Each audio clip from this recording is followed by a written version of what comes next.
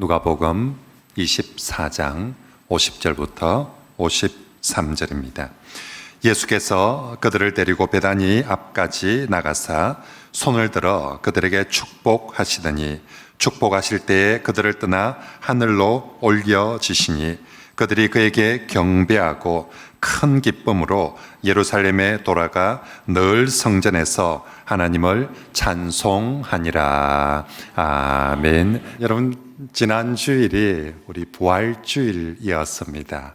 혹시 정말 맞다, 벌써 다 까먹어버리고 정말 부활절이 까마득한 옛날 이야기로 그렇게 들린다면 조금 우리가 잊어서는 안 됩니다. 우리가 매주일마다 이 주일 예배를 드리는 것은 주의 부활하심을, 우리가 안식일에 예배 드리는 것이 아니라 주일에 예배 드리는 것은 주님의 부활하심을 기념하는 주일임을 꼭 기억하시고 매주일마다 부활주일처럼 그렇게 부활의 주님을 찬양하고 예배하는 그런 우리 성도들이 되시길 바랍니다.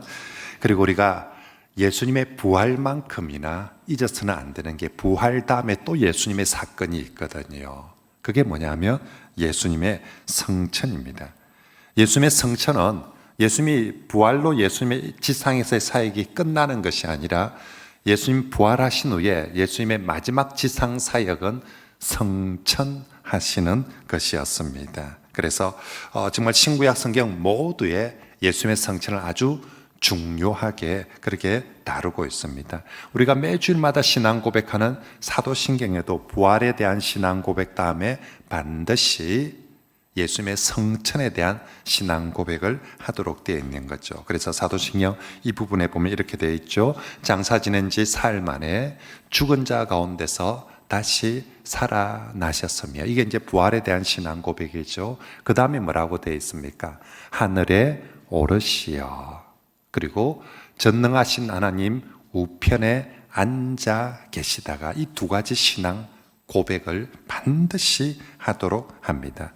자, 성경과 그리고 우리의 신앙 고백은 이렇게 예수님의 성천을 중요하게 다루는데, 안타깝게도 우리나라는 이 예수님의 성천일이 대부분 다 5월달에 있는 바람에 우리나라는 어린이 주일, 어버이 주일, 서성의 주일, 5월달 가정의 달에 밀려가지고 예수님의 성천을 잊어버리는 경우가 많습니다. 사실 어린이 주일, 어버이 주일 이런 건 성경에 없는 거거든요. 그건 교회에서 절기를 안 지켜도 예수님의 성천은 성경에 있는 거고 교회가 마땅히 이렇게 지키고 중요하게 생각을 해야 되는 거죠. 유럽의 기독교 국가들은 그래서 이게 공교롭게 예수 성천일이 언제나 목요일이거든요. 부활절 후로부터 40일을 딱 계산하며 목요일이 되다 보니까 우리나라는 그날을 모르는 거예요.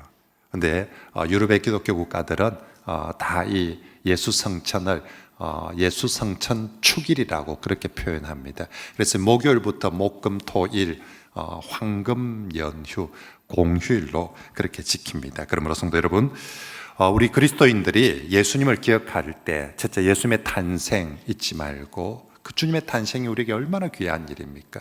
예수님의 죽으심 그리고 예수님의 부활만큼이나 우리가 잊지 말아야 될 것, 또 예수 그리스도 그분이 우리에게 복 주시는 사건이 바로 이 예수님의 성천입니다. 그래서 제가 이번 주와 다음 주 2주에 걸쳐서 예수님의 성천에 대한 설교를 하는데, 사도신경의 신앙 고백을 따라서 오늘은 하늘에 오르시어에 대해서 설교하고, 다음 주는 전능하신 하나님 우편에 앉으심에 대해서 그렇게 설교하고자 합니다. 부디 우리가 예수님의 죽으심과 부활뿐만 아니라 예수님의 성천을 통하여서도 우리가 많은 은혜를 받으시길 축복합니다. 아멘. 자, 먼저 성천에 대한 간략한 개황부터 말씀드리며, 성천은 예수님 부활하신 후 40일 만에 성천합니다. 그리고 성천의 장소는 예루살렘이 아니라 감람산에서 예수님께서 성천하십니다. 사도행전 1장 12절 말씀에 보면 그 내용이 기록되어 있고요. 예수님 성천할 때 아주 중요한 특징이 하나 있는데, 그 특징은 제자들이 보는 가운데 가운데 성천하셨다는 것입니다. 사도행전 1장 9절 말씀해 보면 그들이 보는데 올려져 가시니라고 분명하게 강조하면서 기록하고 있습니다. 예수님 부활하시는 모습은 아무도 못 봤어요. 부활하고 난 다음에 보았지요. 죽은 예수님이 어떻게 부활을 하는지 아무도 본 사람이 없어요. 그런데 예수님의 성천하는 모습은 모든 제자들이 다 보는 가운데 예수님께서 성천하십니다. 왜 그럴까? 왜 부활하는 모습은 안 보여주었는데 성천하는 모습은 제자들에게 보여주실까? 그건 우리에게 예수님의 성천하는 모습을 꼭 기억하라고, 예수님의 성천하는 이 모습을 꼭 기억하라고 우리에게 보여주시는 것입니다. 만약에 성천하는 모습이 별로 중요하지 않았다면 그냥 우리 몰래 살짝 예수님께서 그냥 하늘로 성천해 버려도 됩니다. 성천하고 나서 문자나 카톡 보내면 되겠죠. 잘 왔다고. 그죠? 까똑까똑 이렇게 해가지고 네, 잘 왔다 걱정하지 마라 라고 그렇게 하면 되는데, 예수님께서 성천하는 모습을 보여주었다는 것은 우리가 그 모습을 꼭 기억하고 알라고 그렇게 보여주신 것입니다. 성경에서 예수님의 성천을 가장 자세하게 기록하는 성경은 누가복음과 사도행전입니다. 누가복음은 예수님의 성천으로 마무리를 하고요, 사도행전은 예수님의 성천을 시작하여서 전개를 합니다. 누가복음과 사도행전 둘 다 의사인 누가가 기록한 성경인데, 이 의사 누가는 2부작 시리즈를, 예수님에 대한 2부작 시리즈, 처음부터 2부작 시리즈 이렇게 글을 썼습니다. 그런데 어디선가 이제 1부, 2부를 나누는 터닝 포인트가 뭘로 잡을 것인가? 누가는 예수님의 성천을, 이 예수님에 대한 이야기의 가장 중요한 터닝 포인트로 잡고 누가복음, 사도행전, 제목은 우리가 붙인 거고요. 누가는 원래 데오빌러 가카여라고 하면서 한 시리즈물을 1부, 2부 이렇게 기록하였습니다. 그만큼 예수님의 성천 사건이 중요하다라는 것입니다. 그런데 이 예수님의 성천에서 좀 전에 말씀드린 것처럼 아주 중요한 특징이 하나 있는데, 그 중요한 특징이 예수님께서 축복하시면서 그냥 성천하신 것이 아니라 축복하시면서 성천하셨다는 것입니다. 누가복음 2장, 오늘 우리가 읽은 성경 말씀 50절, 51절, 이번 주 우리가 외울 요절입니다. 같이 한번 읽어봅시다. 시작. 예수께서 그들을 데리고 축복하실 때에 그들을 떠나 하늘로 올려지시니. 아멘. 이 짧은 본문에 예수님이 축복하셨다는 것을 2번이나 반복해서 기록합니다. 강조한다는 거죠. 성천을 하셨는데 그냥 성천하는 것이 아니라 축복하셨다는 것을. 그리고 예수님의 축복하는 모습은 손을 들어, 두 손을 들어서 축복하시고 라고 기록하고 있습니다. 그리고 손을 들어 축복하고 나서 빨리 내려버린 것이 아니라 축복하시는 모습 그대로 성천하셨다라고 그렇게 기록을 하고 있습니다. 그런 의미에서 여러분, 예수님의 제자들 입장에서 예수님을 본 마지막 모습은, 제자들이 본 예수님의 마지막 모습은 축복하시는 예수님이었습니다. 그들이 본 예수님의 마지막 모습은 병들어서, 고생해서, 인생을 후회하면서, 아쉬워하면서, 벌써 내가 죽을 게 아닌데, 천국 갈 게 아닌데 하면서 아쉬워하면서, 후회하면서, 또 염려하면서, 그 모습이 제자들이 본 예수님의 마지막 모습이 아니라, 제자들이 본 예수님의 마지막 모습은 그의 백성을 축복하시는 모습이었습니다. 그렇습니다. 예수님 이 땅에서 마지막 사역이 축복하시는 것이었습니다. 때가 되었습니다. 지난 주간에 제가 도종환 시인의 3시에서 5시 사이라는 시를 좀 이렇게 읽고 묵상을 하는데, 도종환 시인이 이제 자신의 인생의 시간을 5시로 비유하면서 해가 질 때가 되었다. 받아들여야죠. 누구에게나 해는 지거든요. 그죠? 내가 아무리 저 태양을 난 늘 12시에 살고 싶습니다 해도 해는 집니다. 그래서 내게 조금의 시간이 남아있는데 내게 그래도 아직 시간이 남아있는 이 남은 시간 무엇을 할 것인가? 태양이 질 때 그냥 지지 않고 어떤 날은 그냥 구름 속에 아무 표가 나지만 때로는 그 태양이 구름을 비추어서 멋진 석양이 찬란하게 빛날 때가 있거든요. 나의 마지막 시간에 그렇게 내 인생이 내게도 그렇게 찬란하게 빛날 시간이 있지 않을까 기대를 합니다. 자, 예수님도 마찬가지죠. 예수님 성천하셔야 됩니다. 근데 하나님께 just a moment, 잠시만, 하나님 제가 성천하기 전에 잠시만 시간을 주십시오. 마지막으로 하고 싶은 게 있습니다. 그게 뭡니까? 제자들을 향해서 축복하는 거죠. 내가 마지막으로 내 제자들, 내 백성들에게 축복하는 것이었습니다. 그래서 정말로 예수님께서 그 축복을 그리고 잠시 짧게 하는 것이 아니라 제자들이 눈에 보이지 않을 때까지 손을 들어서 축복을 하시다 하늘로 올라가셨습니다. 왜? 그냥 빨리 내리지. 팔도 아플 텐데. 여러분 손 들고 오래 있으면 팔 아프거든요. 그래서 빨리 내려버리지. 왜 끝까지 손을 들고 축복하시는 모습 그대로 제자들의 눈에 보일 때까지 구름이 가려서 안 보일 때까지 그렇게 가십니까? 그것은 우리 주 예수님께서 하늘에 오르셔서 여전히 내가 하늘에 올라갔어도 이렇게 하고 있을 거다라는 걸 제자들에게 보여주는 거죠. 내가 저 하늘에 올라갔어도 뭐 하고 있을 거다? 너희를 축복하고 있을 거다라고 보여주기 위해서 마지막까지 손을 들어 축복하시는 모습 그대로 성천을 하신 것입니다. 그러므로 우리 제자들이 정말로 이 축복하는 이 모습 보면서 제가 예수 그리스도의 이 모습을 그림을 그려보면서 저도 축도할 때 아마 우리나라에서 목사 중에 축도하고 난 다음에 제일 오래 손들고 있는 사람이 아마 저일걸요. 왜 그러냐면 예수님이 그렇게 하셨거든.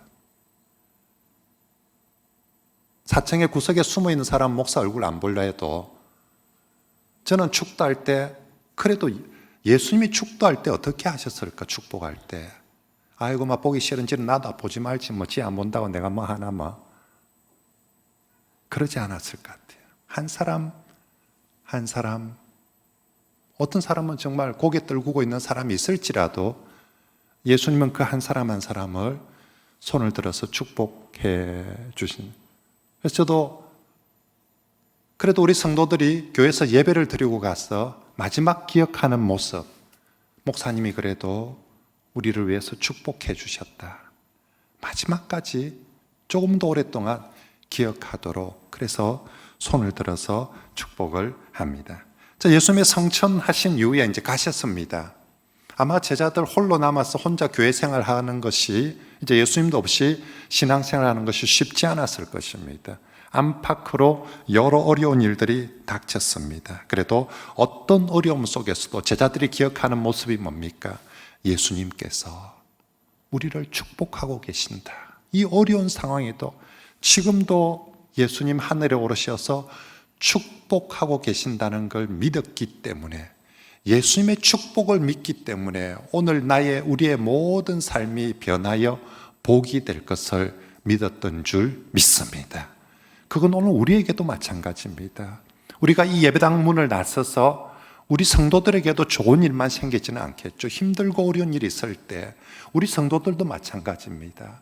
우리가 교회에서 주님의 축복을 받고 그래 오늘도 주님이 살아계셔서 부활하신 주님이 나를 위해서 축복하고 계시기에 나의 모든 삶은 반드시 나의 능력이 탁월해서가 아니라 내가 재수가 좋아서가 아니라 내가 운빨이 좋아서가 아니라 나를 향해서 축복하시는 주님이 계시기 때문에 나의 모든 삶은 합력하여 복이 될 줄 믿습니다. 만왕의 왕 그리고 만복의 근원 되신 하나님께서 복을 주고 싶다는데요. 하나님이 복을 주겠다는데 스스로 거절하지 않는 이상 어느 누가 하나님이 주고자 하는 복을 방해하거나 막을 수가 있겠습니까? 기억하십시다, 여러분. 나는 하나님의, 주님의 복을 받은 사람이다. 그걸 무엇으로 확인한다고요? 마지막 주님의 그 축복하심을 보고 눈으로 확인하고 마음으로 새기는 것입니다. 그래서 여러분, 정말로 우리 주님께서 성도의 삶을 축복하시기에 성도의 삶은 반드시 복이 될 것을 믿으시길 바랍니다. 한번 따라할까요? 예수님이 오늘도 성도를 축복하십니다. 믿습니까? 이게 진실입니다. 그죠? 그래서 여러분, 어디 가도 누구는 자식 자랑하고 누구는 뭐 자랑하고 누구는 연봉 많이 받았다 자랑하는데 성도는 뭐 자랑해야 됐습니까? 내가 지난주일 예배드리며 주님의 삼위 하나님의 축복을 받고 왔다. 그죠? 어디 가서 대통령이 내 머리에 손을 얹고 내게 축복해 줬다. 가만히 있겠습니까? 자랑을 해도 그죠? 얼마나 자랑질을 하겠습니까? 근데 난 삼위 하나님의 축복을 받고 왔다. 예수님의 성천하신 후에 이제 이 축복권을 제자들에게 위임하십니다. 그래서 사도들과 이후의 사도들과 목사들은 예수님께서 하셨던 것처럼 왜 목사가 손을 들고 축도를 합니까? 예수님이 그렇게 하셨으니까. 그리고 위임하셨으니까. 그런 의미에서 축도는 기도가 아니라 예수님을 대신해서 복을 선언하는 강복 선언인 거죠. 그래서 목사인 저 자신이 이 자리에 서서 축도를 할 때 삼가 두렵고 떨리는 마음으로 손을 듭니다. 내가 예수님을 지금 대신해서 하늘의 복을 선포하고 선언하는 것이거든요. 성경의 제일 대표적인 강복 선언이 고린도서 13장 13절에 우리 목사들이 흔히 하는 축도에 나와 있죠. 주 예수 그리스도의 은혜와 하나님의 사랑과 성령의 교통하심이 너희 무리와 함께 있을지어다. 성삼위 하나님께서 죄 가운데 있는 사람을 먼저 구원하기를 기뻐하십니다. 구원했으니까 이제 알아서 살아가 아니라 구원받은 백성에게 삼위 하나님께서 날마다 복 주고 싶어 하시는데 하나님께 물어보십시오. 무슨 복 주고 싶어 합니까? 하나님은 돈복입니까? 건강의 복입니까? 바라는 사람은 그럴 수 있습니다. 돈복을 바라고 건강의 복을 바라고 뭐 자식 복을 바라고. 근데 주고 싶은 하나님께 여쭤보니 삼위 하나님은 이런 복을 주고 싶어 하신다고. 예수님의 은혜를 주고 싶어 하고요. 하나님의 사랑을 복으로 주고 싶고요. 성령의 교통하심을 복으로 주고 싶다고. 성령을 통해서 하나님과 우리가 교통하게 되고 성령을 통해서 성도들과 교통하게 되는 게 얼마나 귀한 복이라고. 그러므로 여러분, 내가 받고 싶은 복보다 하나님이 주고 싶은 복이 훨씬 더 좋은 거니까 그걸 주고 싶어 하지 않겠습니까? 성삼위 하나님이 주고 싶은 복을 목사가 예수님을 대신해서 선포할 때 진심으로 아멘 하시길 바랍니다. 정말 아멘하고 기뻐하십시오. 하나님, 예수님의 은혜를 내가 받았다. 하나님의 사랑을 받는다. 성령의 교통하심을 받는다. 이 사람이 가장 복되게 살아가는 성도의 삶인 줄 믿습니다. 오복을 받는 게 복이 아니라 삼위 하나님의 복을 받는 게 진짜 성도의 복된 삶인 줄 믿습니다. 그리고 여러분, 축도는 조금 전에 말한 것처럼 기도가 아니니까 기도할 때는 우리가 눈을 감고 기도하지 않습니까? 복을 받을 때 눈 감고 복 받는 사람이 있습니까? 선물 받을 때 눈 감고 받습니까? 주는 사람이나 받는 사람이나. 그죠? 그래서 제가 축도할 때 눈 감지 않고 내가 축도하는 내 백성을 봅니다. 우리 주님께서 보듯이 여러분들도 복을 받을 때 주님이 성천한 모습을, 축도하시는 모습을 보여주신 이유는 보라고, 기억하라고. 그러므로 여러분들도 눈을 뜨고 축복하시는 목사님을, 목사가 아니죠, 예수님을 대신해서 축복하고 있는 순간이니까 보십시오. 그리고 우리가 세상에 나아가서 예배를 드리고 세상에 나아가서 기억해야 될 게 두 개가 있어요. 하나는 뭘 기억하느냐며 주님이 내게 주신 말씀을 기억하고요. 또 하나가 주님이 내게 주신 축복을 기억하고 살아가는 거죠. 그게 우리가 세상에서 그리스도인으로 살아갈 수 있는 힘이고 은혜인 것입니다. 그죠? 너 어떻게 살래? 라고 물으며 주님이 내게 주신 말씀이 있지. 그렇게 살고 무슨 힘으로 살래? 뭔 백으로 살래? 라고 물으며 주님이 이번 주도 내게 두 손 들어 축복해 주셨다라고. 그죠? 이거 기억하고 밖으로 나아가는 겁니다. 여러분 꼭 기억하십시오. 매주마다 삼위 하나님이 나를 축복하셨다. 믿습니까? 그죠?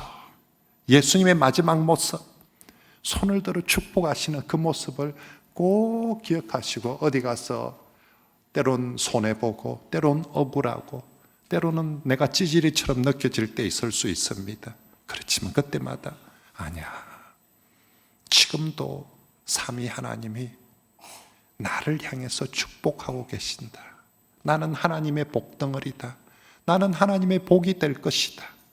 꼭 믿으시고 힘 얻으시고 소망 가운데 살아가시길 축복합니다. 자, 이제 예수님의 이 성천하심이 특징은 손을 들어 축복하는 것이었는데, 자, 이제 이 손을 들어 축복해서 하늘로 오르셨다는 그것에 중요한 의미가 있습니다. 그건 영광의 왕으로 등극하신 것입니다. 그냥 단순히 예수님이 하늘로 올라가셨다 이게 아니라 정말로 예수님께서 영광의 왕으로 등극을 하셨다. 그래서 오늘 설교 제목도 왕의 성천과 등극입니다. 예수님의 성천은 대부분 성경에 보면 올라갔다라고 능동태로 쓰여지지 않고 올려지셨다라고 수동태로 대부분 쓰여져 있습니다. 예수님이 왕이 되고 싶어가지고 땅에서 하늘을 향해서 진격해서 쳐들어 올라가가지고 왕자리를 차지했다가 아니라 수동태입니다. 하나님께서 예수님을 하늘로 올리셔서 하나님에 의해 왕으로 등극되었다라고 말씀합니다. 신구약 모든 성경은 예수님의 성천을 왕의 등극으로 그렇게 선포하는데 가장 대표적인 성경이 시편 24편 7편이죠. 우리가 잘 알고 있는 문들아 너희 머리를 들지어다. 영원한 문들아 들릴지어다. 영광의 왕이 들어가시리로다. 우리가 설교 후에 찬양할 것입니다. 문들아 머리 들어라 들릴지어다. 영원한 문들아 영광의 왕 들어가시리라. 영광의 왕 들어가신다. 후렴이 어떻게 합니까? 왕께 만세. 나중에 같이 합시다. 저보다 정말 예수님 성천하시면, 그래서 땅에서 종려주일에도 예수님이 예루살렘에 입성하실 때 사람들이 종려나무 가지를 흔들고 호산나 다윗의 자손이 찬송이, 그건 진짜 왕의 성천의 예표죠. 맛보기죠. 진정한 왕의 등극과 입성은 땅이 아니라 하늘 왕국으로, 천국 왕으로 입성하고 등극하는 것입니다. 그리고 하나님은 그렇게 천국 왕으로 입성했으니까 하나님 보좌 우편에 앉으십니다. 하나님 보좌 우편에 함께 앉으셨다는 것은 하나님과 같은 왕으로 영원히 통치한다는 것입니다. 그래서 예수님의 성천 후에 제자들의 1번 반응이 52절에 나와 있어요. 뭐라고 반응하였는가? 예수께 경배하고. 우리는 경배라는 말을 아무 때나 쓰지만 유대인들은 저 경배라는 단어는 only 하나님에게만 쓰는 단어입니다. 그런데 이제 예수님을 하나님과 똑같은 왕으로 경배하니라 라고, 복음서 어디에도 제자들이 예수님을 경배했다는 표현이 없는데 이 예수님의 성천 사건 이후에 제자들이 예수님을 경배하니라 라고 말씀을 한 것입니다. 그리고 이건 제자들에만 그런 것이 아니라, 자, 하늘에서는 어떨까요? 자, 땅에서 예수께서 왕으로 성천하십니다. 땅에서 제자들이 예수님을 경배했습니다. 그러면 하늘의 천사들은 예수님 하늘로 올라오시는데 아이고 그동안 고생했습니다. 참 진짜 땅에서 베리베리 인간들 다 만났죠. 아이고 내가 참 진짜 위에서 비디오로 보니까 진짜 천사들이 그렇게 맞이했을까요? 아니요. 왕이 입성하고 등극하는데 감히 천사들이, 베드로전서 3장 22절에 이 구절을 말합니다. 그는 하늘에 오르사 하나님 우편에 계시니 천사들과 군세들과 능력들이 그에게 뭐 하느니라? 복종하느니라.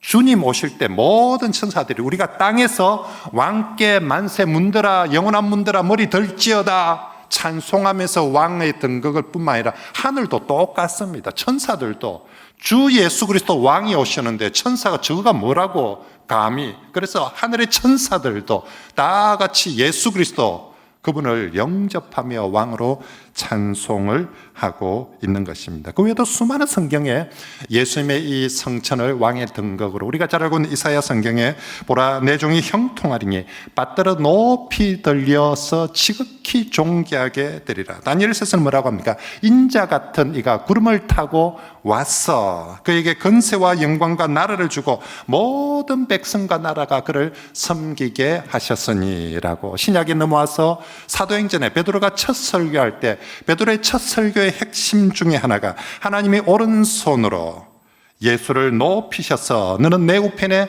앉아라 하셨다. 너희는 확실하라 이스라엘아 너희가 확실히 인지 알아라. 정말로 이스라엘 온 집은 확실히 알지니 너희가 십자가에 못 박은 이 예수를, 너희는 이 예수를 십자가에 못 박았지만 하나님은 바로 이 예수를 하늘로 올리셔서 무엇과 무엇이 되게 하도록 주와 그리스도가, 주란 말이 왕이죠. 너희는 예수를 십자가에 못 박혀 죽여버렸지만 하나님은 이 예수를 하늘로 올리셔서 왕이 되고 그리스도가 되게 하셨느니라. 이게 베드로가 처음으로 설교할 때 그 백성들에게 외친 설교였던 것입니다. 그렇습니다. 예수님 부활은요, 와 진짜 그분이 하나님의 아들이었구나 하는 걸 인정받는 사건이었습니다. 뭘 보고 하나님의 아들이라는 걸 알겠냐? 부활을 보니까 진짜 하나님의 아들 아니면 안 된다. 이제 예수님의 성천은 그분이 정말 진정한 왕이라, 그것도 만왕의 왕, 영광의 왕이라는 것을 인정받고 선포하는 게 예수님의 성천인 것입니다. 그러므로 성도 여러분, 성천하신 예수님을 진정 이제 하늘과 땅의 왕일 뿐만 아니라 바로 여러분들의 왕으로 모시고 그 왕 예수 그리스도를 경배하며 그의 말씀을 들으며 그의 통치를 받으시길 바랍니다. 영광의 왕께서 그의 통치를 받는 백성에게, 세상 왕들의 통치를 받으며 고단함과 착취와 억압밖에 없지만 영광의 왕 예수 그리스도의 통치를 받는 그의 백성들에게 주님은 영광과 복으로 함께 해 주실 줄 믿습니다. 한번 따라할까요? 예수님은 지금도 살아계신 우리의 영광의 왕이십니다. 믿습니까?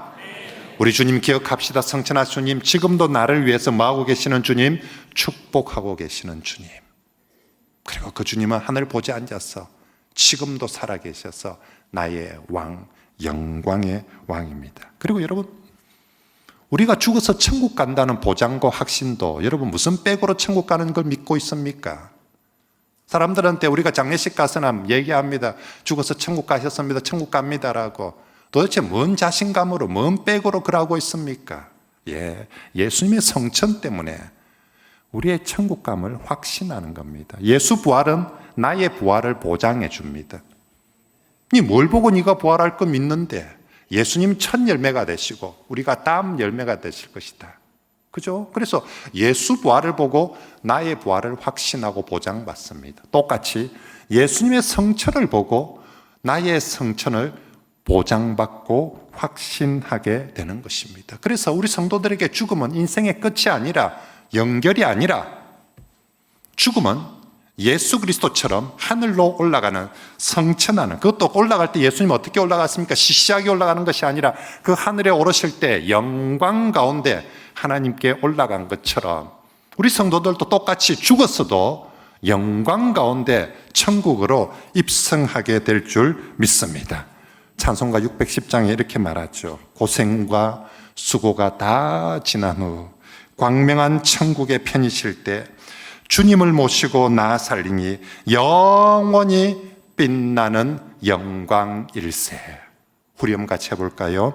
영광일세, 영광일세, 내가 누릴 영광일세, 은혜로 주 얼굴 배움나니 지극한 영광, 내 영광일세. 믿습니까? 성도의 죽음은 억울하거나 불쌍하거나 그런 거 아닙니다. 영광일세, 영광일세, 내가 누릴 영광일세. 저는 제 장례식 찬송 제가 다 정해놨어요. 그 중에 하나가 이 찬송입니다.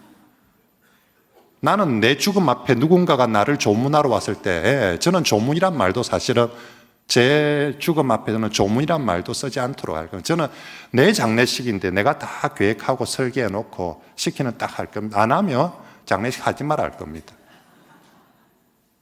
내 장례식인데 내가 하나님께 부름을 받아서 올라가는 그 영광의 자리에 괜히 어주이 떠주이들이 와가지고 뭐 울어쌌고 이러면 그죠? 그래서 정말 목사가 하늘에 입성하는 게 얼마나 영광스러운 일인데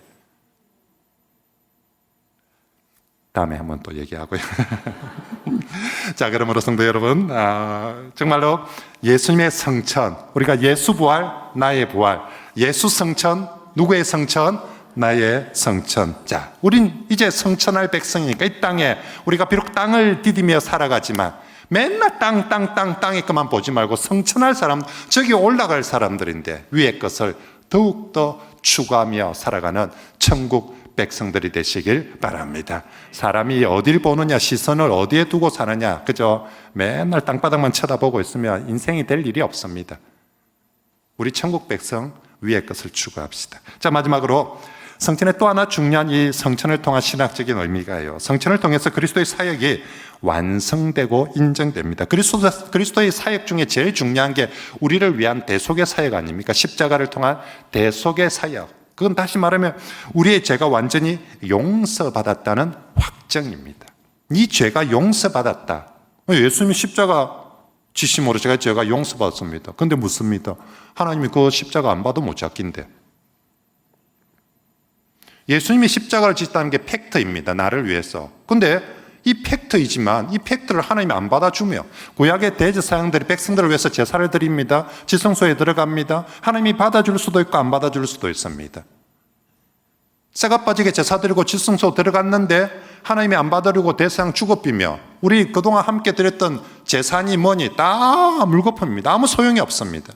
하나님께서 그 대제사장을 받아주시고 살려주셔서 그 백성들 앞에 보여주실 때 비로소 우리의 죄가 용서받음을 확신하듯이 예수 그리스도도 마찬가지입니다. 십자가를 졌다는 이 팩트는 분명하지만 이 팩트가 십자가 짓다는 것이 과연 하나님께 받아질까 말까, 그건 또 다른 문제이거든요. 그런데 예수님께서 성천하셨다는 것은 예수님이 우리를 위해서 십자가 진 이 속죄의 사역이 하나님께 받아들여졌다는 것입니다. 그것도 그냥 평균 60점, 61점 받고 겨우 받아진 것이 아니라 기쁘게 영광스럽게 진짜 잘했다라고 그러면서 받아들일 때 예수의 십자가 사역이 하나님께 받아들였다는 건 뭡니까?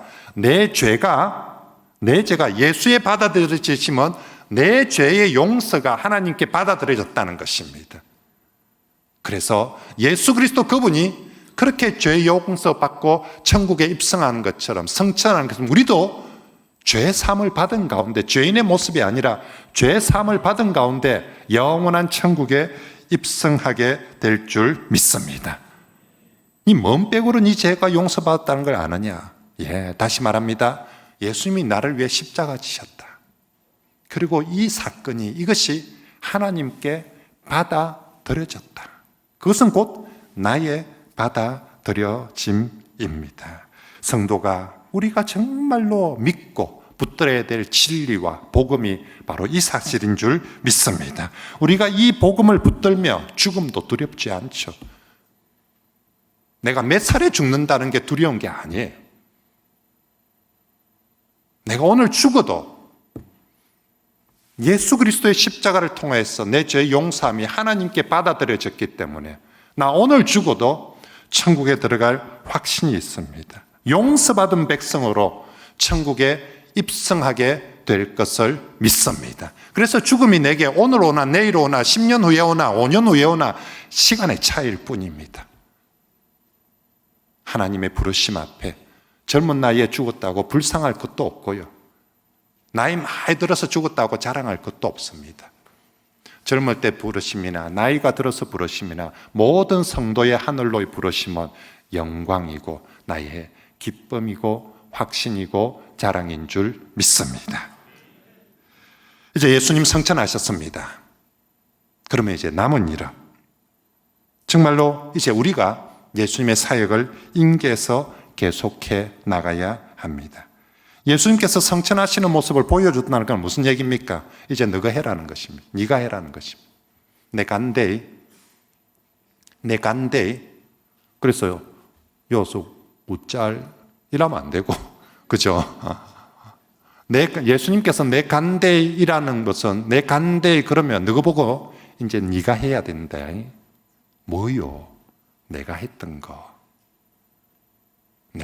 이제 너희가 해야 된다. 그런 의미에서 예수님의 성천식은요, 제자들 입장에서 보면 예수님의 사역 인계식이죠. 이제 모든 것 제자들에게. 그러므로 사랑하는 성도 여러분, 우리가 예수님의 사역을 인계받은 제자로서 이 땅을 살아갈 때 우리는 어떻게 살아야 되겠습니까? 이제 예수님처럼 살아야 되는 거죠. 개망난이처럼 사는 것이 아니라 예수님 바톤을 이어받았거든요. 예수님처럼 사는 거고, 예수님이 달린 곳을, 예수님이 달린 모습을 보고 그 모습 따라서, 예수님은 이때까지 이렇게 달려왔는데 지는 바톤 받고 엉뚱한 데 달려가 삐면 예수님 그분이 사역하신, 보여주신 그 길을 달려갑시다. 그리고 우리가 그렇게 열심히 살다가 누군가 내게도 오후 6시가 되면, 저녁 7시가 되면 하나님께서 나를 부르시겠죠. 그때 우리 아쉬울 것도 주저할 것도 하나도 없습니다. 아직 좀 더 달려가야 되는데요. 내 달려가서 그때 여기 부르면 그냥 올라가면 나 또 바톤을 내 뒤에 내 동생에게 내 자식에게 남기고 또 가는 겁니다. 주님 어느 순간에 나를 부르시듯이 내게는 영광입니다.